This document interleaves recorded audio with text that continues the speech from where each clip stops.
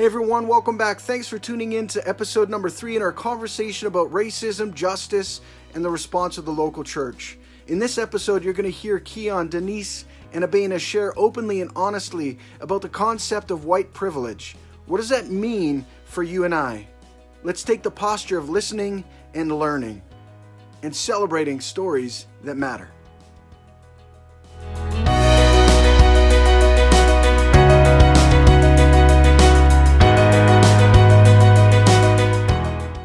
Yeah, and I would just echo what Justin was saying about just thanking you for using your voice and lending it to this conversation that is really important to have. The last question that's out there is something probably that some of our people who are listening and tuning into this are thinking through their head. A lot has been said about the term white privilege, and a lot has been unsaid about that term white privilege. So for anybody who might be tuning in, listening, and regardless of where they land on that spectrum, whether they're ignorant to it exists in our world, this isn't a systemic issue, or they understand but they don't know what to do with their given privilege, what would you say to them? I would start out by saying God created us and he knew that each and every one of us were going to be the individuals that we are today. And he did that for a specific reason, right? He loves diversity.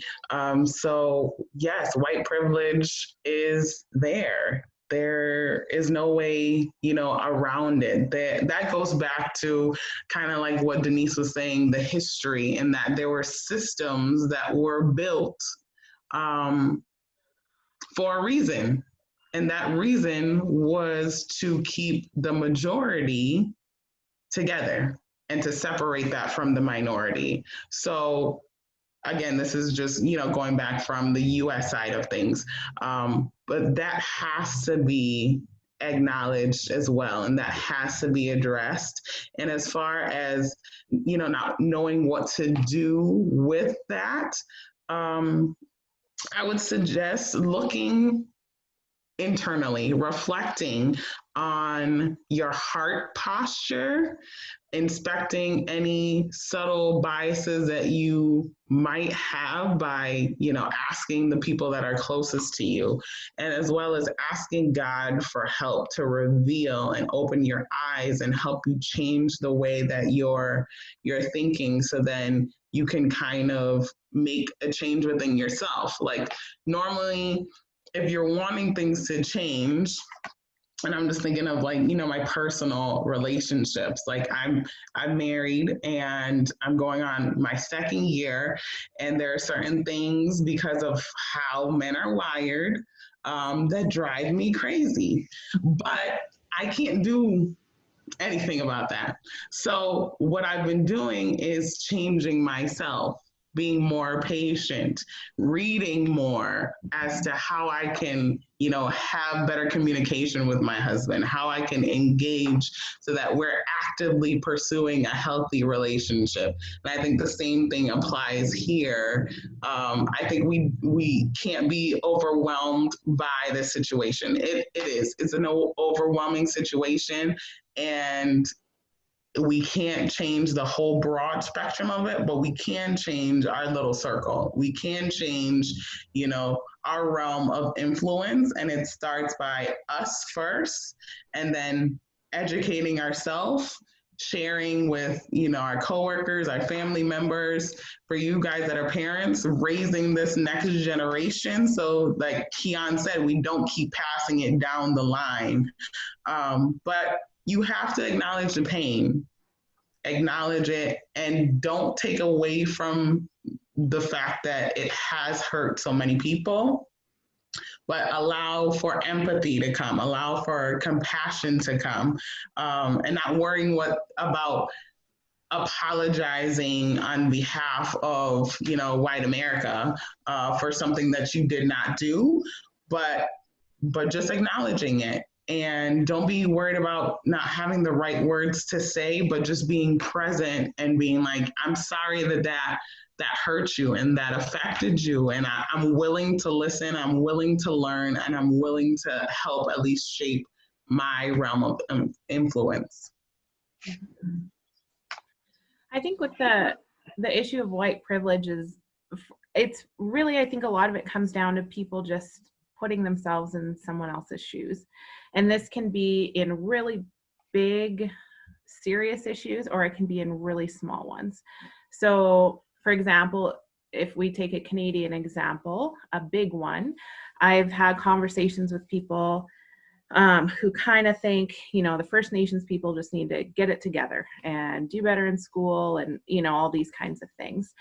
But if you would step back and maybe put yourself in someone else's shoes, you recognize that, oh man, I grew up in a situation, say you're a white Canadian, where maybe school was easy for me. It was close to my home. My parents were educated. They could help me with my homework at night.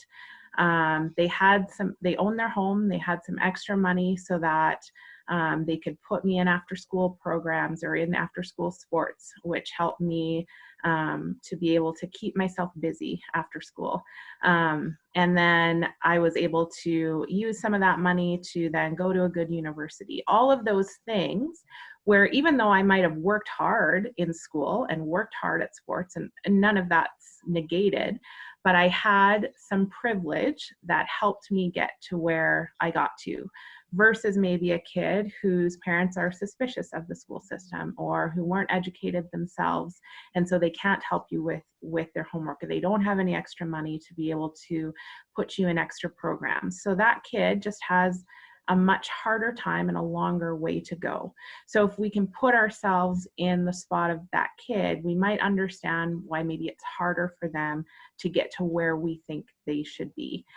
And then there are really kind of small white privilege issues. And really a lot of this just comes, it's not even necessarily a bad thing. It comes from being a majority person in a specific area, right? So Canada or the States has been majority white. And so things get marketed to those people.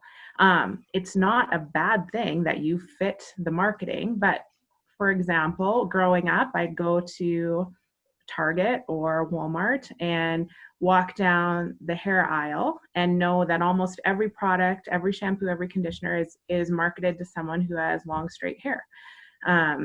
And that's changed a lot. That's gotten a lot better in the last even just few years. But you walk in knowing that that's maybe going to be the case. And so maybe I'll find a product that'll work for me. Maybe I won't. I'm not sure. Whereas someone else doesn't ever just have to think about something like that. I used to work at a really conservative organization, and I had to dress up every day for work. And I had to wear pantyhose every day, like nylons that I had to pull on for work every day. And so I had to buy those, right? It was part of my wardrobe. And so the color that I always had to buy of pantyhose was called tan, because the normal color, the nude color, is not my nude color, right? So I had to buy the tan color. If you have a tan, well, that's just my natural. So it's not bad. It's marketed to the majority population. It's just some things that some people never have to think about, or they never have to worry, okay, I'm working at camp this summer and I'm going to a small town grocery store. I don't know if they're going to have any product for curly hair, right? It's not bad, but it just adds a little extra awareness that you're different, right? That can be a little bit of a burden on people, and something that maybe I have to think about that someone who's white doesn't have to think about. And that's not your fault. It's not something I'm mad at you about. It's just a reality. It's just something that some people, it's a privilege not to have to think about some of those kinds of things. And I have privilege myself. I'm not in a wheelchair. When I go out, I don't have to worry about if a store is going to have a way for me to get in. That's a privilege that I have that other people don't have. So we all have those privileges, all of us in different ways. And so just recognizing, I think, that we have those, and listening when someone else says, hey, that's a privilege you have that I don't have. And here's maybe how it's affected how I think of beauty and those standards that I might not meet, or how I think of being able to go into, So to me, that the issue of privilege can be really big and also can be really small. And I don't necessarily think it's something we need to feel guilty about. It's something that we need to be aware of so that we have a better understanding for those around us who maybe haven't had the same privileges that we have. Oh, I'm sorry. I apologize. I hit the wrong button. But no, I think these ladies, you know, put the nail on the head with it, and what privileges are, um, and I don't think I could say it any better. I think it's, being able to put yourself in someone else's shoes and understanding the plight of others, and it's that compassion, it's that empathy, and knowing that, well, maybe they don't have, and it's not that, someone's using an excuse, of why they don't have something, why they can't get ahead. It's just knowing that, okay, majority of the guys that I grew up around with didn't have fathers in their home. I was lucky enough, out of the 8 or 9 friends that I did have, it was 2 of us that had fathers that are around to even watch us, and so whereas my white counterparts, my white friends, majority of them had households, mother and fathers in the same household. Like she said, own homes, things of that nature. So I think the biggest thing is just about the privilege, just understanding, people come from all walks of life, and it's not saying that I'm sorry for having this privilege, and you can have it, take it, I don't want it. It's nothing like that, but it's just an understanding, like, you know what, man, maybe they've had to go through some things that I hadn't had to go through. And so I'm understanding and I'm empathizing, the struggles that they may have had. And I want to hear and listen to the things that they've gone through over their years and over their lifetime, to allow me to understand, at least put myself in their shoes, so where I can do whatever I can to help move them forward, to help, get them, ahead of whatever it may be. And so, like I said, I think sometimes, privilege is good and privilege is bad. But I think the people who use their privilege is not of a way to block things off and not say, okay, I'm not hearing it, I don't want to understand, pull yourself up by your own bootstraps, I think that's sad. But I think the people, like you guys, Justin and Jason, creating platforms for us to have a communication about this, and I appreciate it. And so you ladies did an awesome job. I tip my hat to you, beautiful women. Oh, thank you. Articulated, and I'm gracious to be able to be on the call and video chat with you guys to be able to discuss the topic. Well, very well said, Keon, and very well timing wise as well, as we're coming to the end of our time together. But I too just want to thank each of you, Abena, Denise, Keon, thank you so much for just being real and honest with us, sharing from your heart, sharing from your experience, and helping us to reflect more about the character of Jesus, which, if we're following Christ, that's the whole goal, is to become more and more like him. He must increase and I must decrease, as the scriptures say. So thank you so much. This is a deeply personal issue for me. I'm a father of a Black son, and so listening to you all, it just helps me know how to parent and know how to lead well in my own home and get them ready to drive, Keon. So thanks for that. I appreciate that. Thank you again. And for those of you who are listening, I hope that you've journeyed with us through the length and the duration of this thing and just have come away with something, whether it's a challenge to be more empathetic, to sit down and listen, to engage compassionately, to actually practice what it is that you believe. Whatever it is, we're going to trust that the Holy Spirit's going to do a work in your life and bring that work to completion in his timing. So thanks. Amen. God bless. Thank you all. Appreciate you. Thank you.